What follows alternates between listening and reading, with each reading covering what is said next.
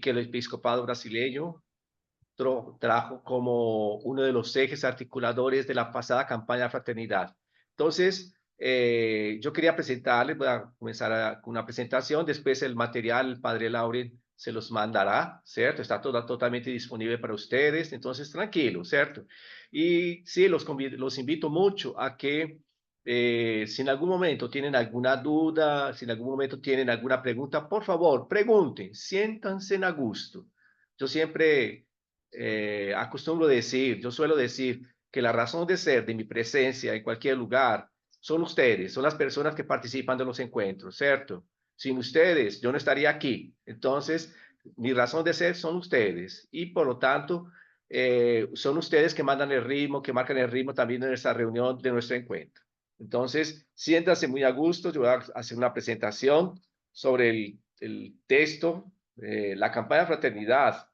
Él siempre tiene una serie de documentos y uno de los documentos que siempre utilizamos en la campaña de fraternidad es este. Se llama Campaña de la Fraternidad, texto base. Es un documento que el episcopado brasileño prepara y donde tiene una serie de reflexiones sobre el tema y tiene una serie de materiales también preparados para diversos ambientes, por ejemplo, para trabajar con jóvenes, para trabajar con niños, para trabajar el Vía Crucis, toda una serie de materiales fuera del texto base.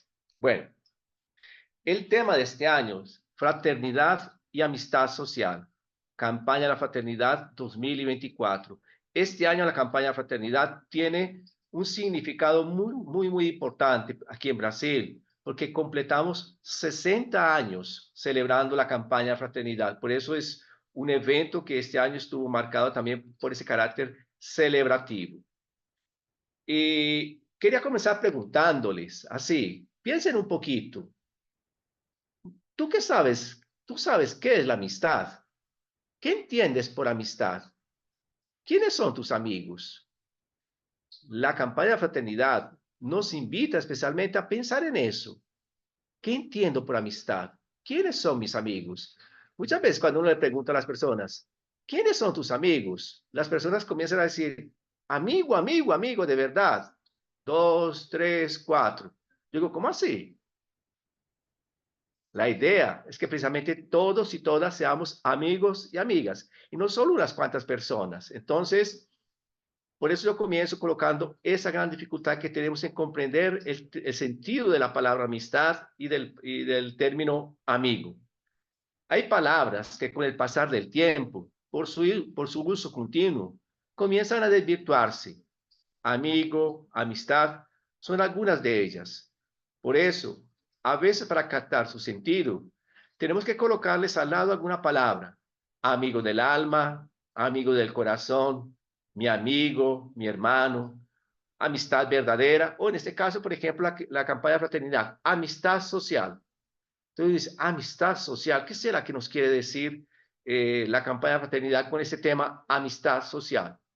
Entonces, solo para recordar un poquito al respecto de esto, mi compatriota Gabriel García Márquez en Cien años de soledad decía que era muy común que las personas se olvidaran del nombre de las cosas. Y dice que en Macondo las personas se comenzaron a olvidar del nombre de las cosas. Y entonces comenzaron a colocarle etiquetas diciendo, escribiendo mesa, silla, puerta, vaca, perro, para no olvidarse de las cosas, ¿sí? Con eso, García Márquez nos llama la atención para el gran riesgo que tenemos de desvirtuar las palabras y dejar que ellas pierdan su sentido. Yo creo que con la amistad nos pasa mucho eso.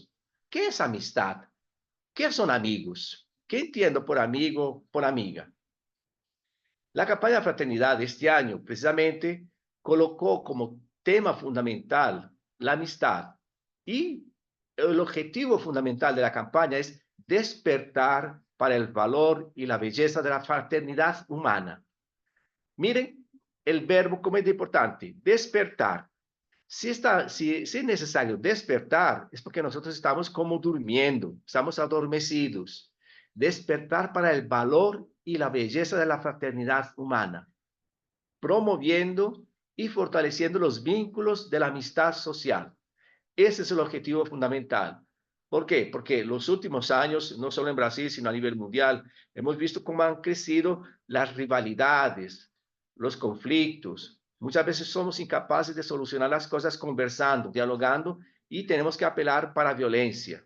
Entonces, por eso, el objetivo de la campaña de este año es despertar para el valor de la fraternidad humana, promoviendo y fortaleciendo vínculos de amistad. Oye, eso es muy interesante. No es solo despertar, es importante despertar, más muy importante es promover vínculos de amistad. Y yo voy a hacer bastante énfasis precisamente en esa razón de ser de la amistad. La amistad no existe como algo que cae del cielo, ella no nace debajo de las piedras. La amistad hay que crearla, hay que fortalecerla, hay que crear vínculos, ¿sí? Y luego, la campaña de fraternidad tiene 9 objetivos, 3 que tienen que ver precisamente con el ver, con el que es el primer momento. La campaña de fraternidad está articulada en esos 3 momentos ya típicos dentro de nuestra reflexión latinoamericana: ver, juzgar, actuar. Entonces, los 3 primeros tienen que ver con el ver, que tiene que ver con analizar, comprender y identificar las situaciones que estamos viviendo a nivel de Brasil. Ya los siguientes 3 objetivos tienen que ver con el iluminar, redescubrir, acoger y profundizar. Ahí nosotros vamos a entrar en los textos bíblicos y vamos a entrar en la tradición de la iglesia para comprender el sentido de la amistad. Y los 3 últimos objetivos tienen que ver con el actuar, concientizar y fundamentalmente estimular la espiritualidad, incentivar y promover iniciativas de reconciliación. Entonces, esos 9 objetivos tienen que ver precisamente con cada momento de la campaña de fraternidad, del ver, juzgar o iluminar y actuar. La campaña de fraternidad tiene una identidad visual, que es este afiche que es enviado para todas las comunidades, para todas las parroquias, y que se encuentra también en muchos lugares, como también en librerías católicas o en universidades. Y él tiene precisamente una serie de elementos. Entonces, primero tiene ahí, pues ustedes pueden ver, tiene el tema, fraternidad y amistad social. El lema, inspirado en el Evangelio de San Mateo: ustedes son todos hermanos y hermanas.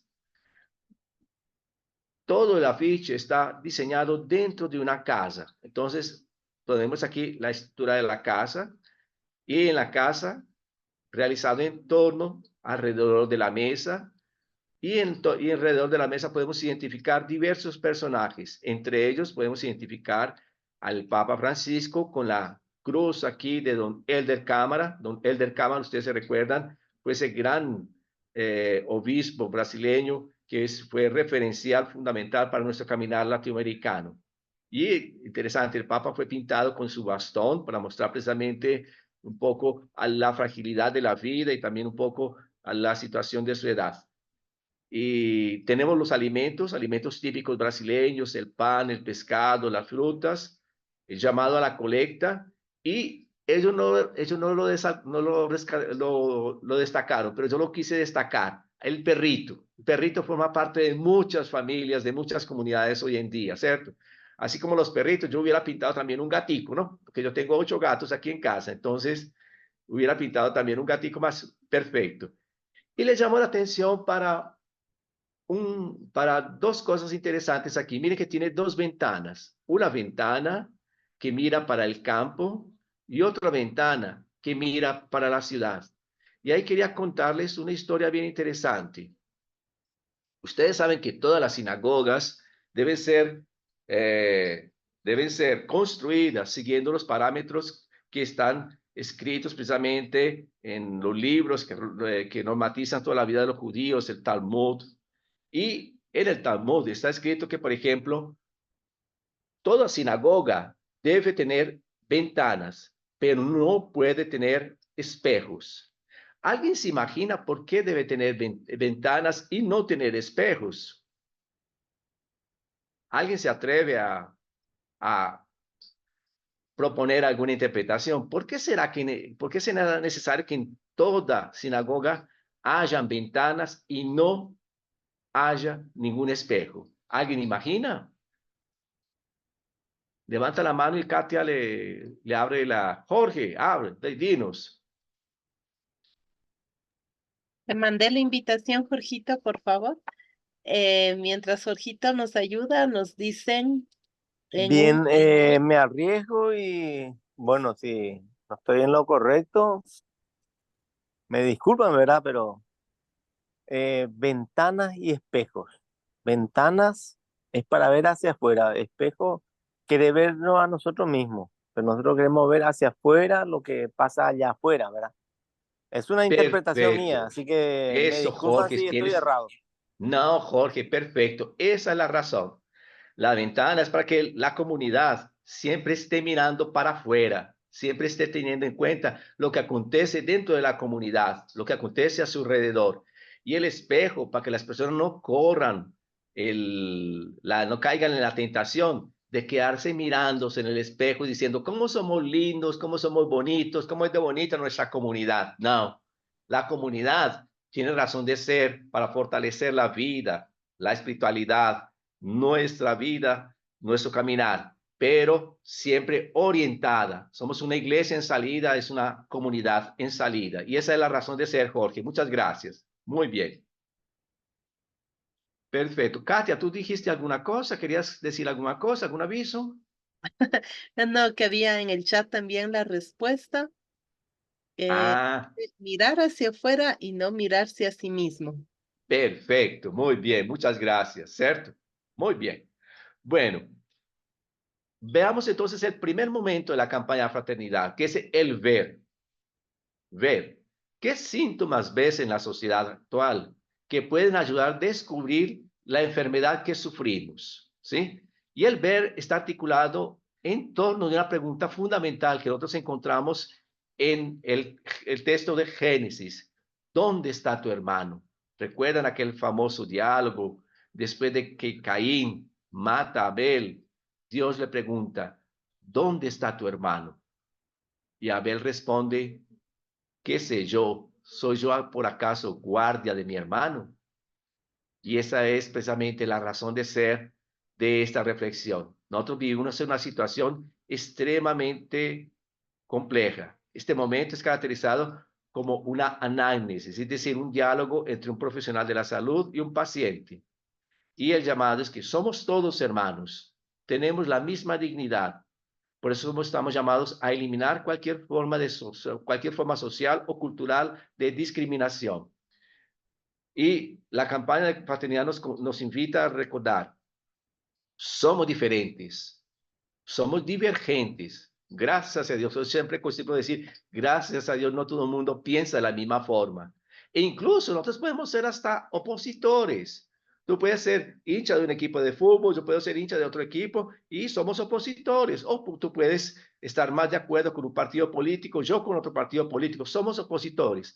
Pero en ningún momento la divergencia o la diferencia o la posición nos pueden llevar a pensar en eliminar a la otra persona.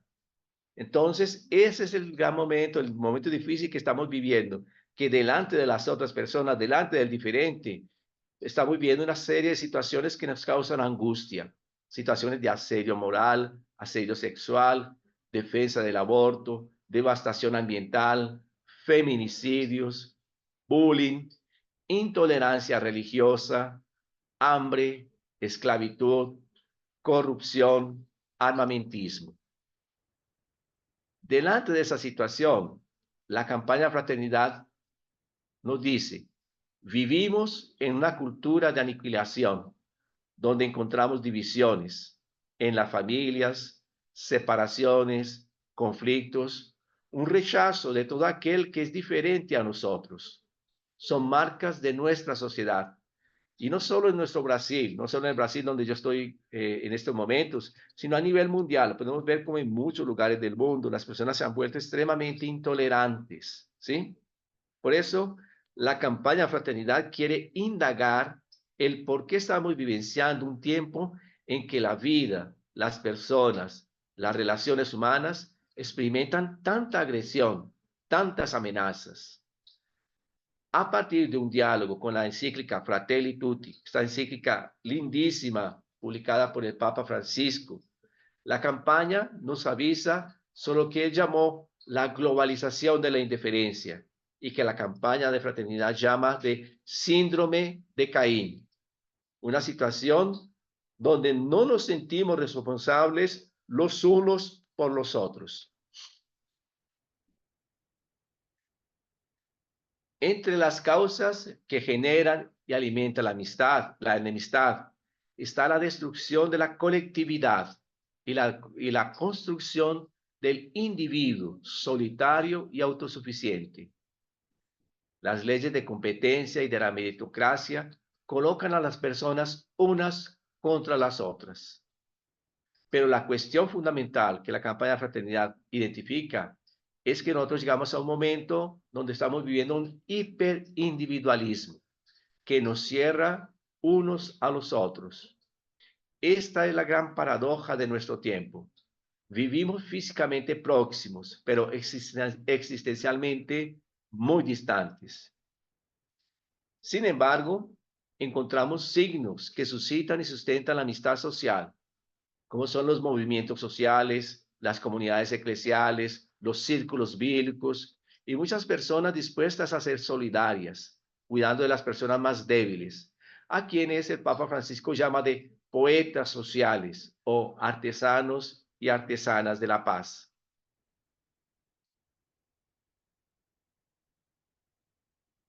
A partir de esa situación, de ese análisis de la realidad, la campaña de fraternidad pasa a un segundo momento que es caracterizado como el iluminar. Y ahí es donde tomamos como referencia precisamente el texto del Evangelio de San Mateo. Ustedes son todos hermanos y hermanas. Mas antes de pasar a este segundo momento, quería escucharlos un poco. En sus países, ustedes están viviendo situaciones similares a las que nosotros vivimos aquí en Brasil. Porque la campaña de fraternidad nace de la realidad que vive el pueblo, de la realidad que vive el Brasil. En los últimos años en Brasil hemos vivido una situación de intolerancia muy fuerte, de una violencia muy fuerte, que inclusive muchas veces ni en la propia iglesia tú podías decir lo que pensabas, porque las personas te criticaban. Si tú estabas a favor de un político o estabas en contra de otro, las personas te criticaban. Y esa situación creó precisamente esa rivalidad, ese conflicto. Y por esa realidad que nosotros estamos viviendo, de una situación, de una sociedad extremadamente dividida aquí en Brasil, es que la campaña de fraternidad fue propuesta con ese tema por la Conferencia Episcopal Brasileña. La campaña de fraternidad es, como dicen los obispos, es la forma típicamente brasileña de vivir la cuaresma. Desde hace 60 años, siempre el episcopado propone un tema para que sea profundizado durante la cuaresma, con el objetivo fundamental de que las comunidades, las iglesias, las parroquias reflexionen sobre ese tema y asuman compromisos. Y el compromiso específicamente de este año es: vamos a reconstruir el tejido social de nuestras comunidades, vamos a fortalecer la amistad entre nosotros. ¿Por qué? Porque nos estamos desintegrando. Nuestras comunidades están profundamente desintegradas. Esa es la realidad que vivimos en Brasil y por eso la campaña Fraternidad fue propuesta con ese tema específico aquí en Brasil, debido a esa situación. Ya nosotros trabajamos otros temas como el hambre, el desempleo, los problemas de la educación, porque son asuntos que nacen de la realidad de nuestras comunidades. Mas yo quería escucharos, esta realidad que vivimos en Brasil, ¿es también común a ustedes en sus países, en sus regiones?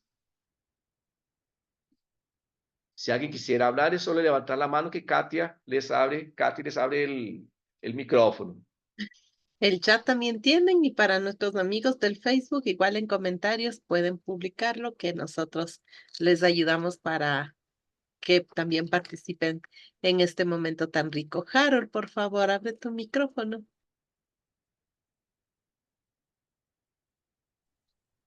Eh, bueno, yo estoy viviendo en Australia, así que estoy viviendo una situación completamente distinta a la de Latinoamérica, y acá el mundo es más parecido a lo anglosajón. Sin embargo, respecto de los conceptos que nosotros tenemos de la fraternidad y de la amistad, acá se manejan de otra manera distinta. La pobreza no existe porque institucionalmente los gobiernos tienen, valga la redundancia, instituciones que se hacen cargo, como en la parte católica San Vincent de Paul, no, San Vicente de Paul, en la parte protestante tienen el Ejército de Salvación, así que el tema de la pobreza en ese sentido no se ve. A nivel relaciones humanas, que es un poco el tema que está tratando, la relación humana es interesante porque se maneja en un nivel de respeto que es bastante distinto al nuestro. ¿Está bien? Pero eso no quiere decir que la relación se profundice. En cambio, nosotros quizás no tenemos ese respeto por el otro, digamos, pero vamos más profundo en la relación con el otro. ¿Está bien? ¿Me Está bien, explico? Harold. Muchas gracias. Muchas gracias. Muy interesante tu Esa es la aporte. circunstancia que se ve acá. Yo creo que de todas maneras el tema de la fraternidad tiene que ser vivido, digamos, un poco más a la usanza latina, pero bueno, es una cuestión cultural también. Gracias. Muchas gracias, sí, muchas gracias. ¿Alguien más? ¿Otra persona? Inés. Inés, por favor. Buenas tardes. Bueno, aquí en Colombia, desde Colombia, acá se ha vivido una pobreza, pues, debido a Colombia es un país muy rico, pero lo han empobrecido, o sea, se le ha sacado tanto, las multinacionales vienen y sacan el oro, mejor dicho, todos los minerales que tiene Colombia. Y a partir del estallido social que hubo aquí en Colombia, que se eligió un presidente que lo eligió el pueblo, cansado ya de tanta explotación, al fin hay un presidente eh, que lo eligió el pueblo verdaderamente. Pero ahora el problema es que todo lo que pasa se lo achacan al presidente. Lo malo, lo que roban, mejor dicho, todo la culpa la tiene el presidente. Entonces, los opositores del gobierno hacen como una campaña con la gente pobre para ponerla de acuerdo a hacer esas marchas y esas cosas para, para decir que el presidente está obrando mal. Imagínense que había se estaba luchando por lo de la salud y el gobierno, o sea, se me olvidó cómo llaman, no quisieron apoyar, no han querido apoyar lo de la salud. Entonces, no sé, aquí el pobre le da al pobre, mejor dicho, tenemos una situación de, como dijera yo, no tenemos esa capacidad de entendernos. Lo que usted estaba diciendo, no hay un entendimiento entre los mismos. Estamos de esa manera, cada día estamos peor. Está bien. Muchas gracias, Inés. Bueno, entonces es una situación que desafortunadamente también en Europa y en algunos espacios, por ejemplo, en Estados Unidos, usted ve la campaña electoral que está en este momento a todo vapor para la elección del nuevo presidente, el próximo presidente. Está extremadamente polarizada porque la sociedad está toda polarizada. Entonces es una situación que desafortunadamente afecta mucho la vida de todas las personas. A partir de esa realidad, la campaña Fraternidad, entonces, quiere ayudarnos a comprender qué es lo que está pasando. Por eso, para eso hace un análisis, una iluminación. Y esta iluminación es hecha a partir de algunos textos fundamentales, como por ejemplo el Evangelio de San Mateo, el libro del Génesis, el libro de Ruth, un libro maravilloso, el Evangelio de San Juan y la encíclica Fratelli Tutti. A partir del estudio se llega al diagnóstico, y el diagnóstico a que ha llegado todo este estudio realizado aquí por la conferencia de los obispos de Brasil, es que nosotros padecemos de una enfermedad llamada alterofobia. Quiere decir, alteros es el otro, el que es diferente, y fobia es rabia, odio, miedo, adversidad, agresión. Entonces, alterofobia es precisamente el odio, el desprecio por el otro. Esa alterofobia también es llamada en el texto como síndrome de Caín. Aquella expresión de Caín es muy, muy iluminadora. Soy yo, por acaso, guardia de mi hermano. Soy yo quien protege a mi hermano. Sí, soy yo quien lo protege, lo que Dios nos dice. Nosotros que tenemos que cuidar de nuestros hermanos. Y ahí precisamente el llamado que nos hace la campaña de fraternidad es a descubrir esa realidad que estamos viviendo. Eso significa que estamos viviendo un tiempo donde el individualismo, la separación y la división se hicieron criterios determinantes a punto de que no valoricemos la vida de cada persona y de todas las personas. Algo que ya el Papa Francisco había llamado de globalización de la indiferencia. ¿Sabe cómo es esa globalización de la indiferencia? Mire, las cosas están pasando. Por ejemplo, nosotros escuchamos las noticias de lo que está aconteciendo en Gaza y nosotros decimos, bueno, más Gaza es tan lejos que no tiene que ver nada conmigo. O vemos lo que está pasando en nuestros países vecinos, como en Ecuador, en Bolivia, en Paraguay. Y decimos, más son tan lejanos, ¿cierto? Son tan lejos, a pesar de ser nuestros vecinos. Esa es la globalización de la indiferencia. No nos toca, no sentimos que esas realidades nos afectan, que esas realidades tienen que ver directamente con la convivencia de toda la humanidad. Así como el Papa identificó el problema llamándole de globalización de la indiferencia, también el Papa nos presenta el remedio. Y el remedio es la amistad social.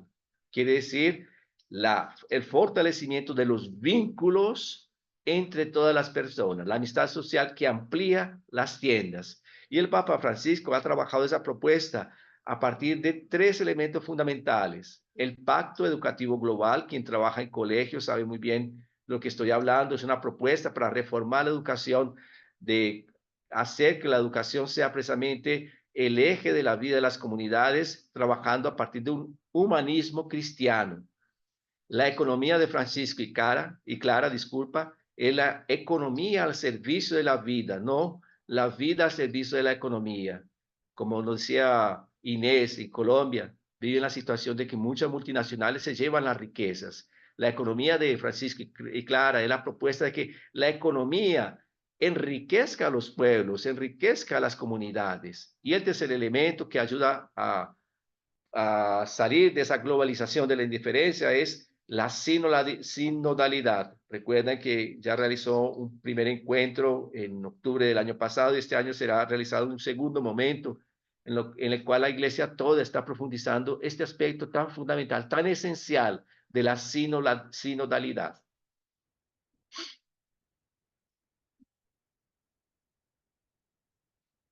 El año pasado, nosotros estudiamos el Evangelio de Mateo en la campaña Fraternidad cuando abordamos el tema del hambre. Por eso, este año no nos vamos a detener mucho en él. Yo quiero solamente destacar algunos elementos del Evangelio de Mateo, como por ejemplo, Mateo es un texto con un estilo profundamente catequético. Él está compuesto de 5 libritos, como los 5 libros de la Torá, tejidos en un conjunto armonioso que está encuadrado con una introducción y una conclusión. Cada librito tiene una parte narrativa y una parte discursiva. El capítulo 23 constituye el culmen de la crítica y del ataque de Mateo a los líderes judíos locales, donde busca desacreditar y deslegitimar su papel y el carácter de liderazgo de aquella época. De hecho, cuando nosotros leemos todo el capítulo 23, nosotros vemos, por ejemplo, en el versículo 3, que los adversarios poseen autoridad, detienen el poder. Por favor, alguien está con la Biblia al lado, pega ahí, toma la Biblia, Mateos capítulo 23, versículo 3. ¿Quiere leer para nosotros, por favor? Katia, le abre el micrófono a quien levante la mano, por favor. Claro que sí, Mateo 23, versículo. 23:3. Mateo 23:3.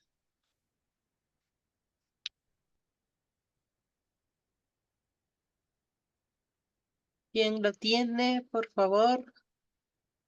Segundo, muy bien. Por favor, segundo, abre tu micrófono.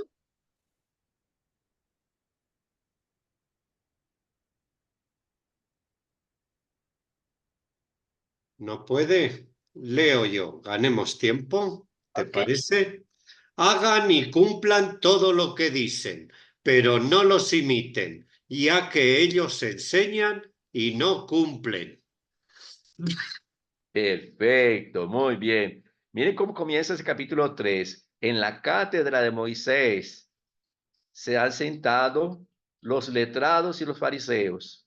Practiquen lo que ellos les ordena, pero no imiten lo que hacen, porque ellos dicen y no cumplen. O sea, el texto reconoce que los adversarios poseen autoridad, detienen el poder político y judicial, pero sus acciones no son consistentes con sus palabras. Por eso lo llama más adelante de hipócritas. Aunque Mateo considere a los líderes ignorantes y corruptos, su comunidad debe aceptar sus interpretaciones. Es muy interesante que Mateo, en ese sentido, no se desvincula de esa autoridad que era ejercida por los fariseos y los letrados. De hecho, en todo el capítulo 23, Mateo proclama 7 maldiciones contra los escribas y los fariseos y los acusa de ceguera, llamándolos de hipócritas y hasta homicidas. Los líderes se apegan a las jerarquías humanas y a las posiciones de honra. Prefieren títulos y les gusta que los saluden con designaciones honoríficas. Ellos incentivaron una jerarquía que se opone al ideal de Mateo de igualdad. Por eso Mateo proclama que su comunidad debe rechazar esos títulos. Miren el versículo 8. Vosotros en cambio, no os dejéis llamar rabí, porque no solo es vuestro maestro y vosotros sois todos hermanos. Perfecto, muy bien, muchas gracias. Oh, no se dejen llamar de rabí, ni padre, ni maestro. Al contrario, el mayor entre ustedes será humillado y aquel que se humilla será exaltado. En este contexto, hablar de hermano, hermana, está en contraposición con una forma de organización jerárquica. O sea, nosotros podemos percibir que el conflicto está formulado en términos de poder. Por eso, delante de unos fariseos y de unos letrados que se indican como rabí, padres y maestros, Mateo dice, no, entre ustedes, todos ustedes son hermanos y hermanas. No dejen que nadie lo llame por títulos honoríficos. Eso nos evidencia que nuestra comunidad está sociológicamente en un lugar marginal. Se trata de un grupo minoritario dentro del contexto donde está inserto. Por eso su identidad depende de ser y comportarse de forma diferente a sus contemporáneos, ¿sí? Yo pienso que este capítulo 23 no presenta muchos elementos para comprender la amistad social. Entonces, ahí yo le llamo un poquito la atención a ese hecho, ¿cierto? Que el texto habla bastante de fraternidad, más habla poquísimo de amistad, porque llama a ser hermano, hermana en un contexto de conflicto de poder. El término hermano se contrapone a rabí, maestro y padre en una semántica de poder jerárquico. Y de hecho, la amistad no tiene que ver con el poder. Yo no puedo obligar a una persona a ser mi amigo o mi amiga. Ni una persona puede decir, mira, como tú eres mi amigo, tienes que pagarme 5,000 pesos cada mes. No. O sea, no se trata de una relación jerárquica ni una relación de interés económico. La amistad va mucho más allá de esos términos jerárquicos de poder. ¿Quién escogió el texto de la campaña de fraternidad? Lo hizo como la persona que lee la Biblia de una manera descontextualizada. Ustedes tal vez conocen la historia de la persona que cada día leía un versículo de la Biblia. Ustedes conocen personas que ya tal vez hayan hecho eso, ¿no? La persona dice, para inspirarme hoy voy a ver qué me dice Dios. Entonces toma la Biblia y abre a ver qué versículo le dice Dios. Entonces, por ejemplo, un día abre el versículo y encuentra así: amarás a tu prójimo como a ti mismo. Y ese día dice, hoy voy a amar a todo mundo por igual. Todo mundo voy a ser totalmente solidario con todo mundo, ¿cierto? Mas imagínense que un día llega y abre Mateos 27:5. ¿Qué tienen en 27:5? ¿Alguien está con el texto? 27:5. Sí. Padre Lauren ya está. ¿Sí? Padre 27, Lauren sí. está. Bueno, si no lo leo. Entonces él lanzó las monedas Piedras. en el templo y fue a ahorcarse. Entonces imagínense que la persona abre el texto y dice, y Judas se ahorcó. Y él dice, meu Dios, ¿qué me estás diciendo con ese texto? ¿Qué quieres que yo haga? Ahí después dice, no, voy a darle otra chance a Dios para que me ilumine. Y abre Lucas 10:37. ¿Y qué tiene en Lucas 10:37? La parábola del samaritano. ¿Qué tiene allá al final? ¿Qué tiene allá? Ya llego, ya llego. 10:37. El otro contestó, el que tuvo compasión de él. Jesús le dijo, vete y haz tú lo mismo. Entonces imagínese, nuestro amigo llegó y abrió. Y Judas se ahorcó. Y luego lee Lucas 10:37. Entonces va y haz tú lo mismo. Ahí el hombre queda más preocupado. Mi Dios, ¿qué me estás diciendo? Y ahí, para complementar, abre Juan capítulo 13:27. Y ahí encuentra también una frase de Jesús para Lucas, donde para Judas, donde Jesús le dice que a Judas. ¿Encontraron?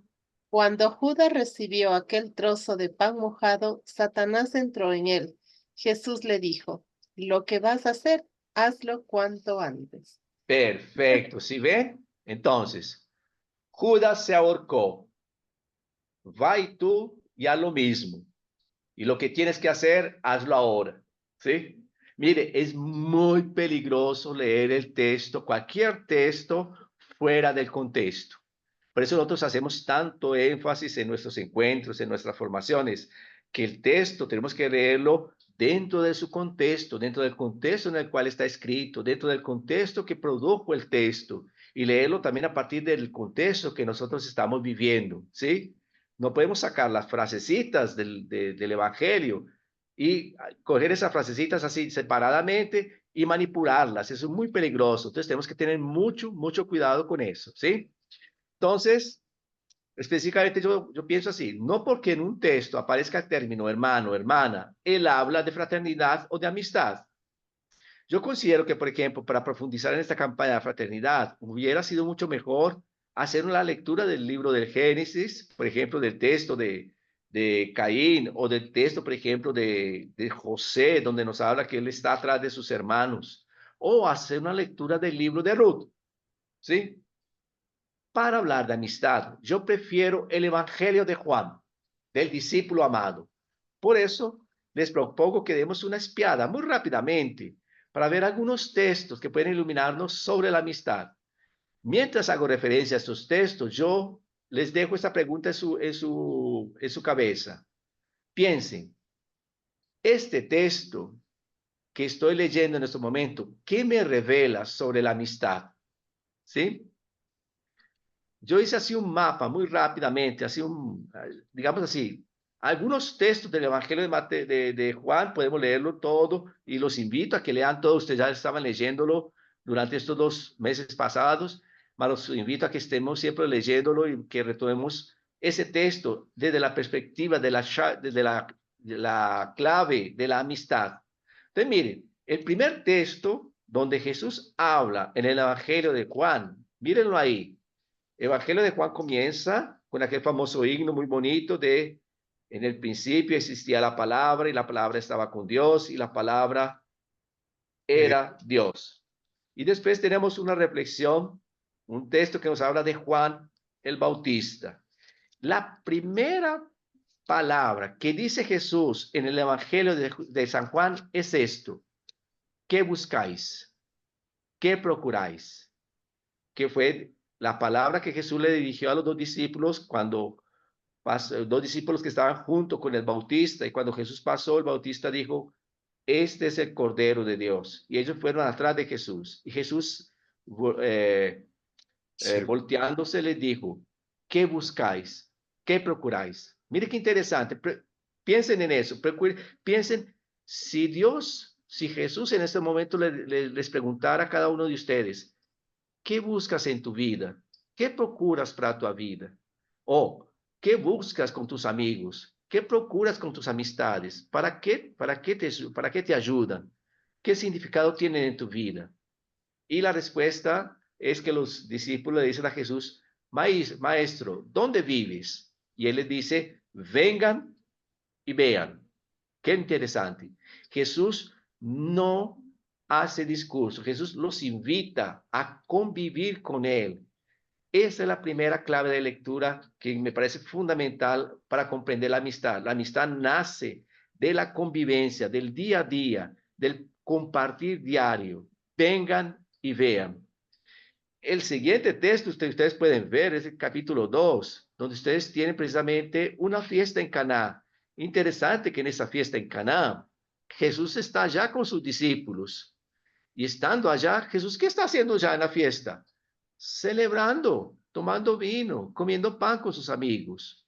Esa es una de los espacios fundamentales para fortalecer la amistad, la comensalidad. Es más, si nosotros prestamos mucha atención a los evangelios, en muchos relatos del evangelio, Jesús está comiendo. Por eso había una crítica muy fuerte de los fariseos que decía que Jesús era un comilón y un beberrón. ¿Se acuerdan? Porque Jesús sentábase a comer con las otras personas, compartía el pan. Compartir el pan es fortalecer el vínculo con las otras personas. La experiencia de la comensalidad es la experiencia de encontrarnos como amigos, somos iguales y compartimos la misma mesa. Cuando tú te sientas a comer con las otras personas, tú las miras a los ojos, tú compartes con ellos no solo el pan que estás comiendo, sino tu vida, cuentas tu historia, cuentas tus experiencias, dices lo que te está pasando. Esa es la experiencia de una fiesta en Caná. La amistad crece alrededor de la mesa. Todo el Evangelio de Juan está lleno de encuentros de Jesús, con Nicodemo, con la samaritana, con un funcionario, con un enfermo, con una mujer adúltera.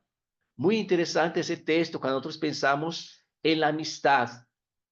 Interesante que ustedes vean ese texto del capítulo 8, versículo del 1 al 11 de San Juan, el texto de la mujer adúltera.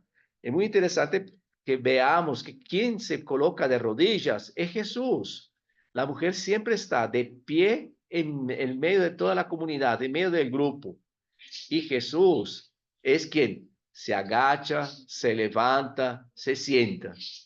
Imagínense delante de un amigo que ha cometido un error, que tal vez ha, como dicen en Colombia, como decimos los colombianos, ha metido las patas o muchas veces nos ha defraudado. ¿Nosotros qué hacemos? Nosotros condenamos. Jesús dice para la mujer adúltera, yo no te condeno, va enfrente y en adelante no peques más. Eso es maravilloso para la amistad. Amistad necesita perdón. Los amigos, las amigas se perdonan. A los amigos, la amistad se fortalece a partir de esa experiencia también del perdón. Y fundamental a partir del capítulo 13, los textos que nosotros leíamos en la Semana Santa y que leemos como preparación para la Semana Santa. Nosotros encontramos muchos estos discursos de Jesús, esa despedida de Jesús de sus discípulos a partir del capítulo 13. Interesante que en el capítulo 13, 3 veces Jesús aparece, utiliza palabras derivadas del verbo agapao, que es el verbo que significa amar. Jesús dice, amaos como yo os amé, amados. 3 veces. Y después, en el capítulo 13, versículo 37, alguien lee, por favor. Juan, capítulo 13, 37.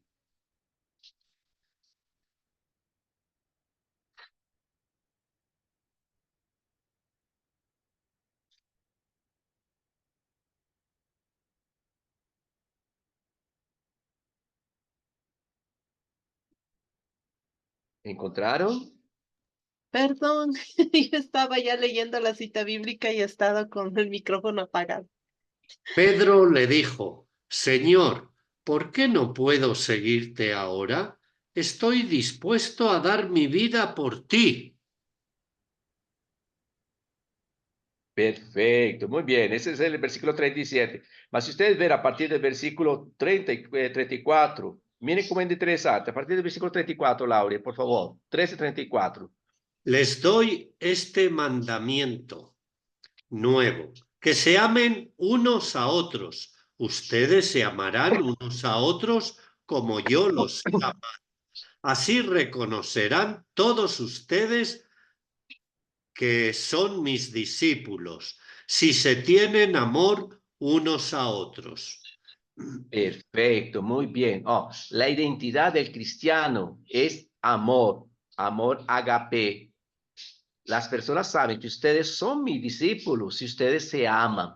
Más que amor es ese, un amor agape. Vamos a hablar un poquito al respecto de eso, porque precisamente al final del texto del Evangelio de San Juan, en ese texto maravilloso, hoy leímos la primera parte de ese capítulo 21, en la celebración eucarística, cuando Jesús se encuentra con los discípulos y los llama de hijitos y está comiendo el pan con ellos.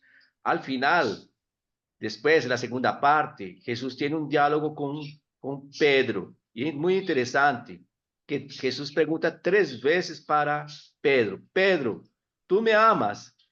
Y Pedro responde, tú me caes bien. Y vuelve y le pregunta, Pedro, ¿tú me amas? Y él dice, tú eres una persona muy legal, tú eres una persona muy buena. Y Jesús vuelve y le pregunta, Pedro, ¿tú me amas? 3 veces Jesús le pregunta a Pedro si lo ama. Y Pedro no responde que ama a Jesús. Pedro no responde con el verbo agape. Pedro responde con el verbo filia, que es, tú me gustas. Sí, tú eres una persona agradable, tú eres una persona buena. Pedro no utiliza el verbo agape. Solo en la cuarta vez, cuando Jesús le pregunta, Pedro, ahí Jesús le invierte en el texto, Jesús, el evangelista invierte el término, le dice, así que yo te caigo bien, tú tienes un aprecio por mí. Y ahí Pedro finalmente dice, sí, yo te amo. Entonces, es muy interesante percibir la diferencia entre los dos verbos en el Evangelio de San Juan, agape y filia. El amor filia, de ahí viene filiación, de ahí viene el vínculo que nos une con nuestros amigos, con nuestros parientes. Es un amor que nosotros estamos siempre fortaleciendo a partir de las relaciones interpersonales. Ya el amor agape es un amor donación total. O sea, cuando yo soy amigo desinteresadamente, cuando no me interesa o no espero, no hago las cosas esperando una recompensa. Esa es la gran diferencia entre filios y agape. El amor filia siempre espera una retribución. El amor agape no. El amor agape es un amor incondicional.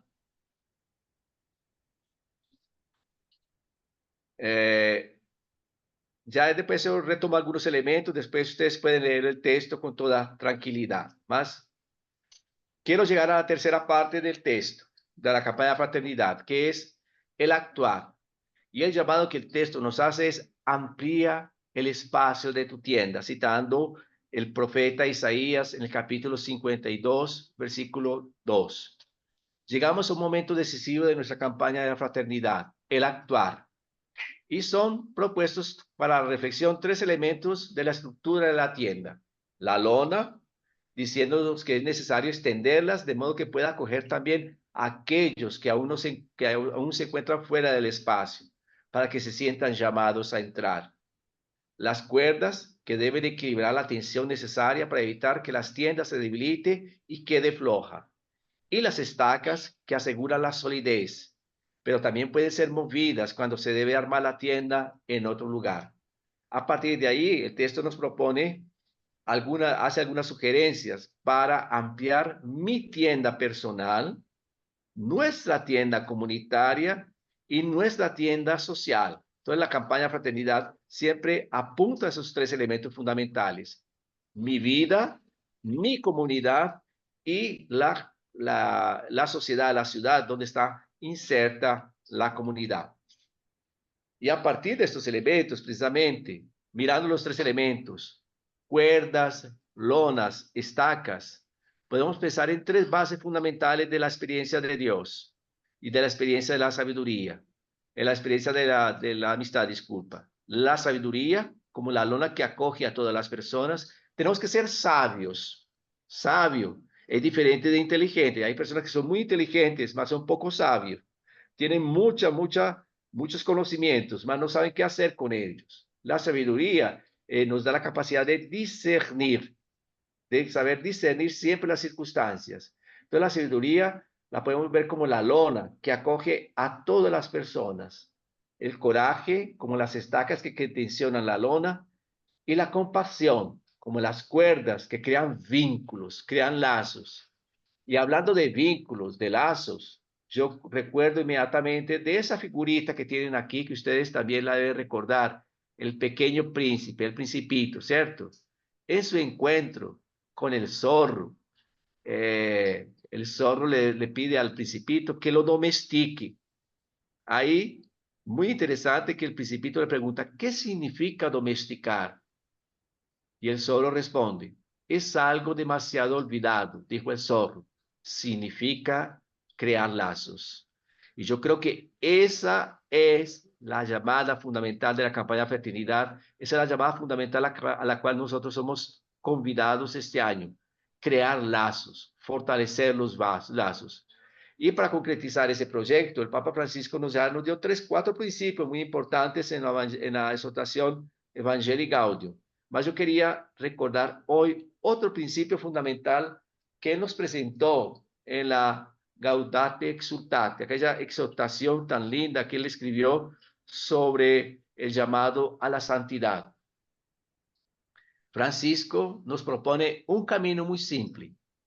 Aprovecho las ocasiones que van surgiendo a cada día para realizar acciones ordinarias de manera extraordinaria. Mire qué cosa sabia. Haga las cosas ordinarias de manera extraordinaria. Lo que tú haces todos los días en tu trabajo, en tu comunidad, con tu familia, todo lo que tú haces esas acciones ordinarias de manera extraordinaria. De esa manera, tú estás a cada instante fortaleciendo tus vínculos con las personas. Seremos más personas, seremos mejores amigos. Y esa es precisamente la llamada que el Papa nos hace en esta campaña de la fraternidad y que la Conferencia Episcopal nos invita. Hagamos las cosas ordinarias de manera extraordinaria. O sea, ¿qué haces todos los días en su comunidad, en su parroquia, en su familia? Lo que usted hace todos los días, haga las cosas ordinarias de manera extraordinaria. Así crearás vínculos con las personas que están cerca de ti, crearás vínculos con tu familia, crearás vínculos con tu comunidad y precisamente fortalecerás esa amistad que es la que el Papa y la Conferencia Episcopal nos invita. O sea, finalmente, cuando hablamos de amistad social, ¿qué es lo que queremos decir? Queremos decir, tratemos a todas las personas como tratamos a nuestros mejores amigos y amigas. Eso es la amistad social. Que la amistad que tenemos con aquellas personas que son más cercanas a nosotros se extienda más, que incluyamos en esos círculos a muchas más personas. Esa es amistad social, el llamado que nos hace el Papa en la Fratelli Tutti y el llamado del episcopado brasileño este año. Bueno, creo que podemos abrir el espacio para que ustedes comenten, que ustedes hagan preguntas, si tienen alguna pregunta y siéntanse a gusto, ¿sí?